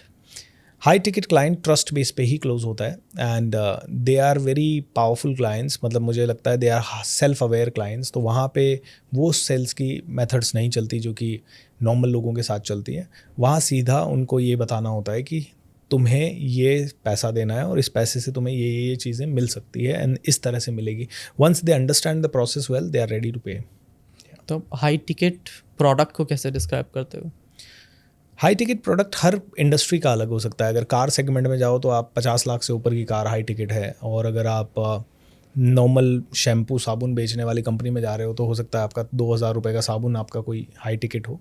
So I think high ticket has a different definition. Seven star hotel is a high ticket, and for middle class अगर आप targeting कर रहे हो तो फिर five star hotel is high ticket. So high ticket का डेफिनेशन आपके बिजनेस का अलग हो सकता है, बट अगर जैसे मेरे बिजनेस की लो आप तो 50,000 1 लाख रुपीज़ से above anything which you sell is a high ticket. ठीक है. अपने बिजनेस को ग्रो करने के लिए आप सबसे ज़्यादा कौन सा टूल यूज़ करते हो? I use only one tool which is trust. तो मैं 30 दिन का फ्री प्रोग्राम करता हूँ, मैजिक ऑफ थिंकिंग रिच. मेरे साथ हज़ारों लाखों लोग जुड़ जाते हैं, एंड उन सबको जब ट्रस्ट आता है कि हाँ ये बंदा 30 दिन हमें फ्री में इतना सब कुछ सिखा गया. और फिर मेरा एक लाइन होता है आगे अगर कुछ भी सेल करना होता है, मैंने कहा जितना आप पैसा दोगे अगले प्रोग्राम का उतनी वैल्यू मैं आपको पहले ही दे चुका हूँ. Now you decide to come. And उनमें से इतने बढ़िया कन्वर्जन्स होते हैं, बिना बेचे होते हैं. लंबी लंबी सेल्स पिच देने की ज़रूरत नहीं होती. जब कोल्ड कस्टमर आता है तो हमें 2 घंटे की सेल्स पिच लगती है, और जब इतनी अच्छी वैल्यू देने के बाद हमारे पास कस्टमर आता है तो हार्डली हमें 1 मिनट की सेल्स पिच देनी होती है. So I think I always use the formula value value value value value and then sell. So many people just think कि 15 मिनट की वैल्यू और फिर 2 घंटे की sale. I don't agree to this. हालांकि मैंने दोनों ही फॉर्मेट में को अच्छे से मास्टरी किया है, and I really enjoy both of them. Business को ग्रो करने के लिए सबसे important software? Software I don't know, to be very honest. I don't use too many softwares, but हर बिजनेस के अलग ही होते हैं. जैसे अगर आप बहुत बड़ा बिजनेस है तो CRM पे जाना ही चाहिए आपको. सॉरी, कस्टमर मैनेजमेंट के लिए CRM. बहुत बड़ा है तो वो ERP के ऊपर आपको जाना ही चाहिए, enterprise resource planning. So I think ERP is the best अगर आप मैन्युफैक्चरिंग एंड इस तरह के बिजनेसेस की बात कर रहे हो. और अगर हम जैसे बिजनेसेस की बात कर रहे हो सर्विस इंडस्ट्री से, तो CRM एंड आपके अकाउंटिंग सॉफ्टवेयर्स एंड ऑल. आपके इतने सारे मेंटीज हैं, इतने सारे स्टूडेंट्स हैं, आप उन सब स्टूडेंट्स को मैनेज करने के लिए क्या यूज़ करते हो? We use CRMs. CRMs. Automation के लिए भी? ऑटोमेशन के लिए बहुत सारे और टूल्स हैं. जैसे हमारा पेमेंट गेटवे अलग है. पेमेंट गेटवे से आपको पता ही है लैंडिंग पेज बनाने के लिए हम लोग कौन एंड आपस में इन सबको जोड़ने के लिए पेबली, ऐसे मल्टीपल सॉफ्टवेयर्स. ठीक है. फेलियर को कैसे सक्सेस बना सकते हैं? By learning from failure and by systematically understanding कि अभी repetition of the same mistake should not happen. क्योंकि लाइफ इतनी लंबी नहीं है कि सेम मिस्टेक हम बार बार करें और उसी से बार बार सीखें. लाइफ में अगर आप में से किसी को भी आगे बढ़ना है तो दूसरों की मिस्टेक से जल्दी सीखने की कोशिश करो. इसीलिए पहले केस स्टडीज़ वगैरह पढ़ो ताकि आपके फेलियर के चांसेस को रिड्यूस किया जा सके. फिर भी अगर आप फेल हो जाओ वहाँ से सीखो और अगली बार वही मिस्टेक के कारण कभी फेल नहीं होना है. एक ऐसी हैबिट जो 10x ग्रोथ ला सकती है हर कैटेगरी में. मुझे लगता है सुबह 5 बजे उठ के अपने ब्रेन को और अपनी आत्मा को सबसे पहले खाना देने की आदत. पेट को हम दिन में 3 बार खाना देते हैं, बट ब्रेन और हार्ट को, अपने आत्मा को खाना देते ही नहीं है. इनको एक्टिवेट करने की आदत अगर सब ने डाल ली तो आई थिंक सुबह 5 बजे से 6 बजे 7 बजे तक का time, I think it should be the time for your self. और इन सारी एक्टिविटीज़ को, मैनिफेस्टेशन, मेडिटेशन, इनको कभी भी शाम पे ना डालें, क्योंकि शाम आपकी नहीं है. कभी आप ट्रैफिक में अटकोगे, कभी अनवांटेड गेस्ट आएंगे, कभी आप थक जाओगे, कभी आपका एनर्जी लो होगा, कभी मूड ठीक नहीं होगा. So I think morning is yours, evening is never yours. बहुत कम लोग इवनिंग को कंट्रोल कर पाते हैं, बट मॉर्निंग हर आदमी के कंट्रोल में होती है. ऐसी बेस्ट बुक जो हर एंटरप्रेन्योर, बिजनेस ओनर और कोच या फिर जो एग्जीक्यूटिव्स हैं उनको पढ़नी चाहिए? Good to great, build to last. ये 2 बुक्स हर आदमी को, इवन स्टूडेंट्स तक को पढ़नी चाहिए. बिकॉज इन बुक्स में बताया गया है कि कैसे having a grand vision can help you uplift your life and the entire humanity. हम सभी अपने आप को पुश करते हैं पैसा कमाने के लिए, बट पैसा कमाने के लिए पुश नहीं, पुल चाहिए. एंड पुल, जो अल्टीमेट पुल होगा वो विजन से आएगा. और ये दोनों किताबें समझाती है कि कैसे बड़ी से बड़ी कंपनियां जिनके पास विजन नहीं था वो फेल हो गई, और कैसे छोटी से छोटी कंपनी जिनके पास विजन था वो बड़ी से बड़ी मछली को भी ओवरटेक कर गई और हरा गई. आपने रिच डैड पुअर डैड पढ़ी है? या आई हैव रेड इट. उसका बेस्ट ऐसी कौन सी नॉलेज है जो आप देना चाहते हैं? मैं यही कहूँगा कि हर आदमी को अपनी एसेट्स में ही इन्वेस्ट करना चाहिए. हर वो खर्चा रोकना चाहिए जो खर्चा हो, हर वो खर्चा करना चाहिए जो इन्वेस्टमेंट हो. तो आपके हिसाब से बिजनेस और स्केलिंग के लिए सबसे पहला इन्वेस्टमेंट क्या होता है? ब्रेन में इन्वेस्टमेंट, खुद के अंदर investment, because I am the centre of all my businesses. अगर मेरे 5 बिजनेसेस है तो आई एम सेंटर। मेरा ब्रेन जितना ग्रो करेगा उतने ही मेरे 5 बिजनेसेस ग्रो करेंगे। कंपटीशन को बीट करने के लिए सबसे बेस्ट स्ट्रैटेजी? डिसरप्शन का मतलब है जो मुकेश भाई अंबानी ने की, कि उन्होंने टेलीकॉम में आना था, एयरटेल एंड आइडिया पहले से ही खाए हुए थे, वोडाफोन था। उन्होंने अचानक से ऐसी स्ट्रैटेजी ला दी कि डेटा फ्री, सब लोग डेटा का 1000 रुपये चार्ज कर रहे थे, 1 GB का या 100 रुपये चार्ज कर रहे थे। उन्होंने कहा डेटा फ्री, वो भी लाइफ टाइम डेटा फ्री, और मे बी 1 साल के लिए डेटा फ्री। सभी लोग दौड़ पड़े जियो की तरफ, एंड जियो के पास जब सारा मार्केट शेयर आ गया, जो बिल मेरा 5000 का आता था, 4000 का आता था, वो बिल आने लग गया 400 रुपये का जब उन्होंने पैसा लेना शुरू किया तब। तो I think everybody relied on that strategy. और फिर जियो ने कहा ठीक है, हमें 4 कमाना तो 4 ही हज़ार है, लेकिन हम 1200 रुपये आपसे वाईफाई के राउटर के कमाएंगे।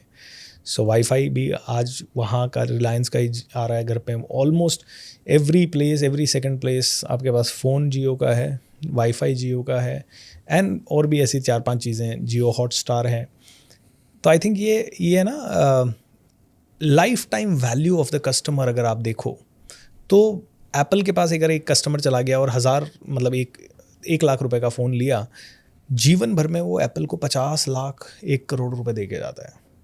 ऐसे ही रिलायंस ने किया कि भैया फ्री में आ जाओ अंदर, लेकिन जीवन भर में या साल भर में आप हमें कम से कम 50,000 रुपये दे के जाओगे, वाईफाई का, फ़ोन चार्ज का, एंड मल्टीपल फ़ोन चार्ज घर में। तो आई थिंक पूरा कितना बड़ा मार्केट शेयर आ गया। और आज पता नहीं जियो ने क्या क्या लॉन्च कर रखा होगा, हमें तो कई चीज़ें पता भी नहीं होंगी, and we are using. So I think that is the strategy, disruption. आप मार्केट डिस्टर्ब कर सकते हो तो आप कुछ भी कर सकते हो। एब्सोल्युटली। एक माइंडसेट शिफ्ट जो हर बिजनेस को 0 से करोड़ तक लेके जा सकता है। Thinking ahead of your time. I think thinking मैं कहता हूँ बिजनेस भागने से नहीं होता, सोचने से होता है। इसीलिए सोचने का टाइम निकालें। हर 3 महीने में एक 3 दिन, 6 दिन, 7 दिन, 10 दिन, जितना भी समय हो सके उतना समय निकालें और आराम से फ्री हो जाएं कई चीज़ों से, एंड फिर आप आगे बढ़ पाएंगे। क्लाइंट अट्रैक्ट करना टफ होता है बहुत लोगों के लिए, तो आपको क्या लगता है ये मिथ है या रियलिटी है? मुझे लगता है ये मिथ है, क्योंकि लोग सोचते कम हैं, लोग सीखते कम हैं, एंड लोग समझते कम हैं।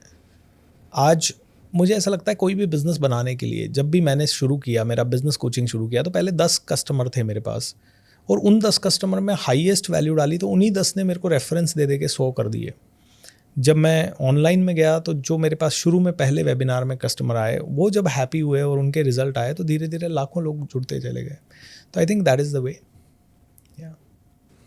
एक सेपरेट क्वेश्चन है, जैसे हमारी ऑडियंस में काफ़ी सारे लोग हैं जो मैनिफेस्टेशन कोच हैं और NLP कोच हैं, उनके लिए आप क्या सलाह देना चाहते हो? और अगर उनको अपना हाई टिकट प्रोडक्ट क्रिएट करना है तो कैसे करेंगे? मैं उन सबको कहूँगा यार, सबसे पहले ना मार्केट को सर्व करो, बिल्ड योर ओन पोजीशन, है ना। आज इंडिया के ट्रेनर्स को फॉरेनर्स की तरह नहीं करना चाहिए काम। फॉरेनर ट्रेनर्स का बिलीफ सिस्टम है कि आओ जल्दी से जल्दी पैसा कमाओ, ये ऑडियंस आपके सामने बैठी है, ये शायद वापस कभी नहीं आएगी तुम्हारे पास, तो अभी का भी इनको बेचो और इस लेवल पे बेचो कि ये लोग फटाक से तुमसे इन्फ्लुएंस होकर पैसा दे दें। एंड मैंने जितने भी फॉरेनर ट्रेनर्स के 80% के कोर्सेज़ मैं कहूँगा किए हैं या दिए हैं या सीखे हैं या देखे हैं, उनके बेचने वाले प्रोग्राम में बहुत ज़्यादा वैल्यू होती है, और अंदर आप चले जाते हो तो वहाँ पे 50% भी वैल्यू नहीं होती, और पहले दिन से ही वो दूसरी और चीज़ बेचना शुरू कर देते हैं। मैं इंडियन ट्रेनर्स के लिए एक ही कहूँगा यार, पहले ना इंडिया को अगर अपलिफ्ट करना है तो ये मत सोचो कि आप कितना पैसा कमा रहे हो। आई थिंक आपके सपनों को थोड़ा साइड में रखो। पैसा कमाना है रियल एस्टेट में चले जाओ, पैसा कमाना है कहीं और चले जाओ। ट्रेनिंग के फील्ड में सबसे पहली काम ये करो, add as much value to as many people as possible. And जितनी ज़्यादा वैल्यू आप ऐड करोगे, गरीब से गरीब परिवार का बच्चा ऊपर उठेगा। You will be helping in building a nation. And हाँ, फिर लोगों को बड़ी जेन्युइन तरीके से कि भैया अगले प्रोडक्ट में ये है, इतनी चीज़ें मैं सिखा पाऊँगा और इस तरह की चीज़ें ही मैं सिखाऊंगा। जो आप ऑथेंटिक हो वो आप बता दें, and then you will see how much customers will love you. मुझे ऐसा लगता है कि इंटरनेट पे मैंने अभी तक कोई कमेंट नहीं पढ़ा जहाँ लोगों ने मेरे बारे में, जो मेरे को कस्टमर मेरे से सर्विस लिया है, उसने कभी मेरे लिए कुछ गलत लिखा हो। जो मुझे नहीं जानता, एक वेबिनार आया और उसने मेरी सेल्स पिच देख के मुझसे हेट करना शुरू कर दिया, वो बात अलग है उन लोगों की। तो I think this is what I have followed and it has been giving me a lot of returns. पैसे भी अच्छे कमा रहे हैं, लेकिन उससे कई गुना ज़्यादा एक सेटिस्फैक्शन मिलता है, नाम सम्मान प्यार मोहब्बत मिलती है, जिससे कि हमें कुछ नया करने का मौका मिलता है. So go slow, add so much of value, love your customers, feel their money as your money. हमेशा सोचें कि अगर आपने 100 रुपये कहीं दिए और आपको वैल्यू नहीं मिली तो हाउ डिड यू फील. बस इतना सा अगर हम फील करेंगे तो फिर हम देखेंगे कि बहुत ज़्यादा तरक्की होगी. सो सर्व द मार्केट. तो अगर किसी को आपकी वेबिनार ज्वाइन करनी हो या आपका कोई कोर्स ज्वाइन करना हो तो वो कैसे करेंगे? सौरभ भाई, मेरे तो बहुत सारे फ्री सेशंस वगैरह होते रहते हैं, तो आई थिंक लोग हमारे सोशल मीडिया पे कनेक्ट रह सकते हैं, यूट्यूब चैनल वगैरह पे कनेक्ट रह सकते हैं, और जो भी है पॉडकास्ट वगैरह आए उनके नीचे हमारी कोई ना कोई इन्फॉर्मेशन होती है, वहाँ से they can go to our social media और वहाँ पे सारी चीज़ें अपडेट होती है वन से वन. फेसबुक पे ऐड वगैरह काफ़ी होते हैं हमारे, and they can be a part of this. Thank you so much Bharat Singh ji हमारे पॉडकास्ट पे आने के लिए. थैंक यू सौरभ भाई, अपना वैल्यूएबल टाइम देने के लिए. रियली अप्रिशिएट दोस्त. Thank you so much everyone. देखते रहिए the Saurabh Verma show. Okay, and जैसे हमने आज इनवाइट करा था ऐसे ही हम बहुत सारे लोगों को इनवाइट करते रहेंगे, and we will give massive value. Please subscribe. Have a great day.